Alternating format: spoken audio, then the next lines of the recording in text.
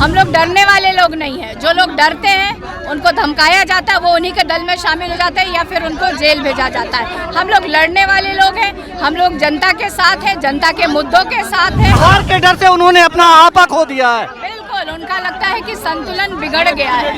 उनको यह अनुमान लग गया है कि देश की जनता इस बार उनकी विदाई तय कर रखी है, तभी इस तरह के बयान वो दे रहे हैं। उत्तर प्रदेश के मुख्यमंत्री आदरणीय नीतीश कुमार जी हैं और वो मेरे अभिभावक तुल्य हैं। मेरे पिताजी के साथ उन्होंने काम किया है और मेरे चचा हैं। जो भी बोलते हैं हमारे परिवार पे या हमारे ऊपर, आशीर्वाद के तौर पे हम लोग उन शब्दों को लेते हैं।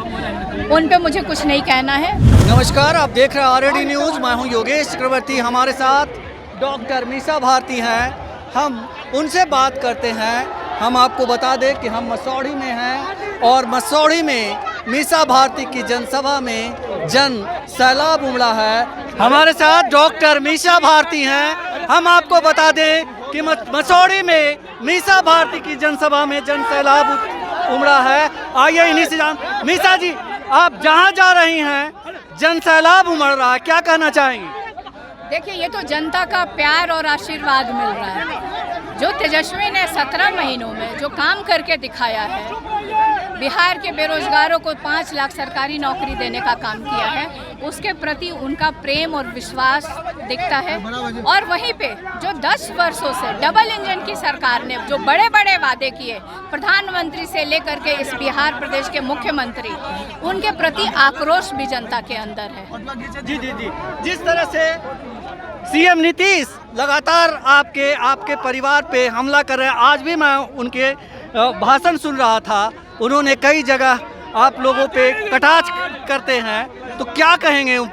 ये भी कह रहे थे कि हमने 1.5 महीने में भगा दिया उनको, तो इस पे क्या कहेंगी आप? देखिए, इस प्रदेश के मुख्यमंत्री आदरणीय नीतीश कुमार जी हैं और वो मेरे अभिभावक तुल्य हैं। मेरे पिताजी के साथ उन्होंने काम किया है और मेरे चचा हैं। और उनके जो भी शब्द और वो जो भी बोलते हैं हमारे परिवार पे या हमारे ऊपर, आशीर्वाद के तौर पे हम लोग उन शब्दों को लेते हैं। उन पे मुझे कुछ नहीं कहना है। वो बड़े हैं, उनके पास बड़ा तजुर्बा है।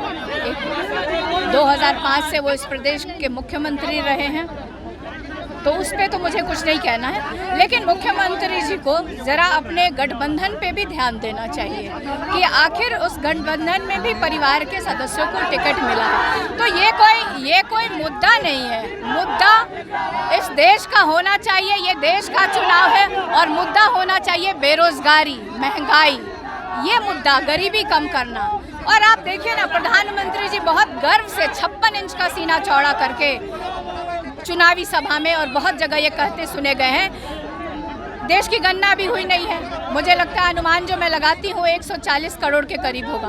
और 140 करोड़ के देश की आबादी में आप 80 करोड़ लोगों को आप 5 किलो अनाज दे रहे हैं, तो इससे आप अनुमान लगा लीजिए कि देश की स्थिति और गरीबों की स्थिति इस देश में क्या है। जिस तरह से कहा कि पीएम मोदी ने कहा कि हेलीकॉप्टर वाले जेल जाएंगे, इसकी व्यापक प्रतिक्रिया हुई है बिहार में। लगता है कि उसी का परिणाम है कि ये जन सैलाब उमड़ रहा। देखिए, ये 10 वर्षों से नरेंद्र मोदी जी ने विपक्ष के सारे नेताओं को बस यही एक काम किया है, डराना, धमकाना। ये धमकी नहीं हुआ तो क्या हुआ? चुनावी सभा में आते हैं, बिहार आते हैं और इस तरह की भाषा का प्रयोग करते हैं। वो भी इस देश के प्रधानमंत्री को मैंने पहली बार अपने देखा है कि इस तरह की भाषा का प्रयोग एक देश का प्रधानमंत्री करता हो। और वो जो लोग डरते नहीं हैं, हम लोग डरने वाले लोग नहीं हैं। जो लोग डरते हैं उनको धमकाया जाता है, वो उन्हीं के दल में शामिल हो जाते हैं या फिर उनको जेल भेजा जाता है। हम लोग लड़ने वाले लोग हैं, हम लोग जनता के साथ हैं, जनता के मुद्दों के साथ हैं। हार के डर से उन्होंने अपना आपा खो दिया है। बिल्कुल, उनका लगता है कि संतुलन बिगड़ गया है।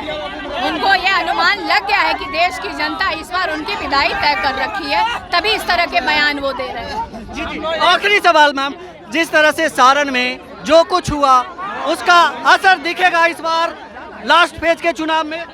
देखिए, देश का चुनाव है और इस देश में कहीं भी किसी तरह की भी घटना घटती है तो उसका असर दिखता है। आप सारण क्योंकि बिहार में है, अभी बिहार के चुनाव चल रहे हैं, आप देखिए ना कि एसआईटी गठित होनी चाहिए थी।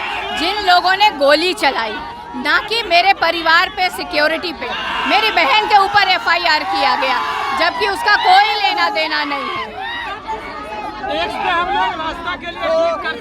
डॉक्टर मीसा भारती, जिन्होंने साफ तौर पर कहा कि किसी भी क्रिया की प्रतिक्रिया होती है और सारण की घटना का व्यापक असर दिखेगा और ये दिखना तय है। और सारण में जिस तरह से गोलियां बरसाई गई, उसी का नतीजा है कि जनता का जनसैलाब उमड़ा है और जनता अपनी प्रतिक्रिया दे रही है।